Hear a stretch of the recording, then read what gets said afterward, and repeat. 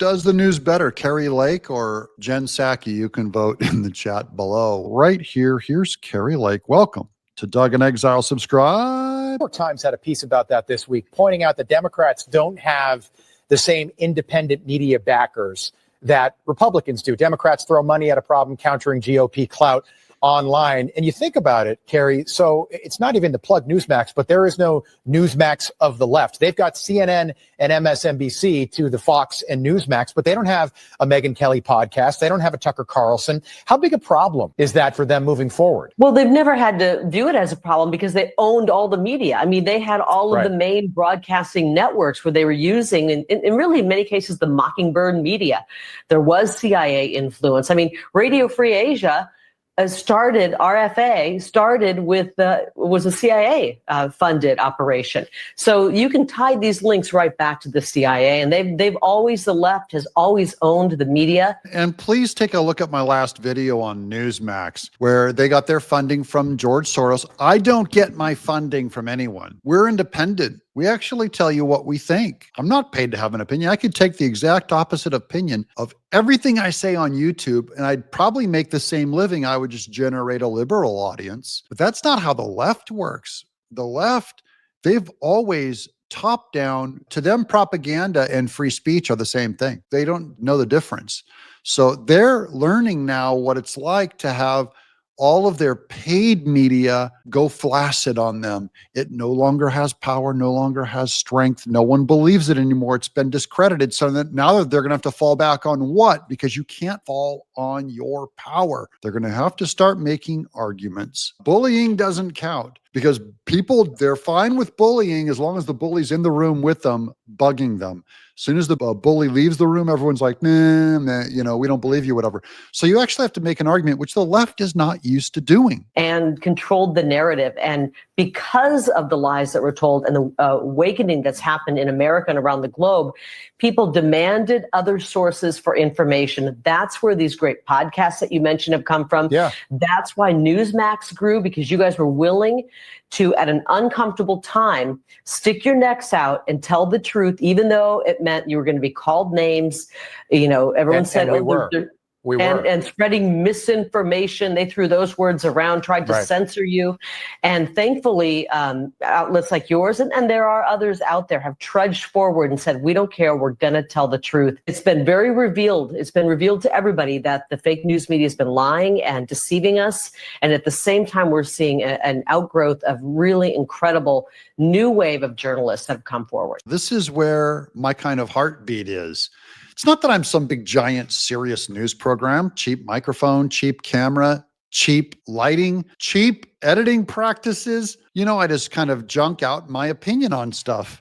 I'm not trying to be all polished. That's what those institutions did that built, you know, they own giant skyscrapers in New York to run the news, and no one wants to watch them. Your camera resolution does not matter as much as your content. I'd rather lean on the side of content than all the fancy bells and whistles or having some beautiful woman, you know, present the news to you, which of course AI is going to allow everyone to do. But that's Kari Lake. In distinction to Jen Psaki interviewing Comey here, I think they're both having a race to the bottom. One of the things we've seen recently is the dismantling of the Office of Public Integrity, which historically, typically, if people are going to, from the part of the Justice Department, it's the part of the Justice Department supposed to make sure prosecutions of lawmakers aren't political. What do you make of the dismantling of that? Boy, there's some branding and marketing. The Office of Public Integrity by your government, that would be the last place on the entire earth I would go to look for public integrity, would be at a government office called the public. And they always name things the opposite of what they are. They've cut staff, they've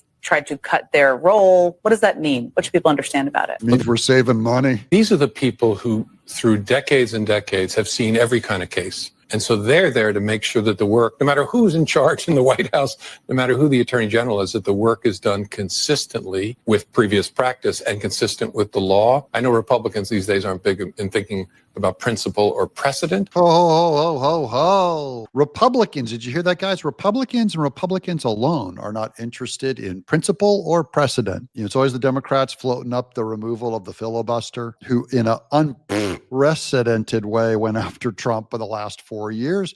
And they'd go around and say, like, he was the first one to ever be a felon. They're going to be deeply sorry that that disappears, because someday there will be a Democratic president and there'll be investigations of Republican office holders. Oh, yeah, no, we already saw that the last 4 years, moron. It was a Democrat president, and we saw the investigation of Republican office holders, including Navarro, going to prison, and Bannon going to prison, and your guys all getting their pardons. And now it's our turn. The warning is right back to you, Comey. The Democrat Party set a precedent, a cave so wide that Trump can drive a semi through it. If I'm them, I sure would want these career people in place, making sure that it's done in the right way. No, I don't want a bunch of Democrats working for the public. I already know what Democrats mean by integrity. I know what Democrats mean by no one is above the law.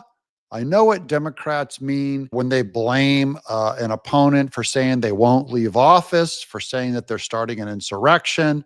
We know all of your fake terms, fake definition. Here's one more of calling out Jen Psaki before we get back to Kari Lake. Here's another one of Jen. This is her in 2021, where she's saying, the President Biden, of course, has a right to his personal time, his vacation. It's very good. Then you'll hear a different story when it comes to Trump in 2025. The president said today that he was sent here to look out for these working and middle class families who are strained right now. So what should they read into him leaving now at this time of great personal financial hardship for so many to go to Nantucket for the week? Well, first I would say, Peter, that I hope you're spending time with your family. I'm spending time with my family, and hope everybody in here is spending time with their families. This is a time to put politics aside, spend time with your loved ones, and talk about what you're grateful for.